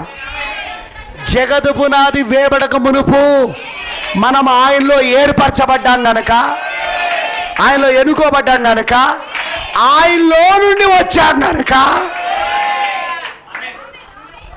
అందుకే మనం ఇప్పుడు రక్త సంబంధం అయ్యాం. ఇప్పుడు ఆయన ఎవరి దగ్గరకు వస్తున్నాడు? ప్రకటన 10లో చూడండి. ఆదికాండం 18లో ఆయన ఎవరి దగ్గరకు వస్తున్నాడు? లోతు దగ్గరకు వస్తలేడు ఆయన. మరి ఎవరి దగ్గరకు వస్తున్నాడు ఆయన? తన రక్త సంబంధి దగ్గరకు వస్తున్నాడు. ఎవరైనా? అబ్రహాం. అందుకే అబ్రహాం ఆయన పిలిచి ఏమని పిలిచాడు? ఎలోహిం. తన కుటుంబంతో నివసించువాడవు నువ్వు, నీ కుటుంబం దగ్గరకు వచ్చావు నువ్వు. ఆయన లోతు దగ్గరికి వెళ్ళలేదు. లోతు దగ్గరికి వెళ్ళింది ఎవరంట? ఇద్దరు దేవదూతలు.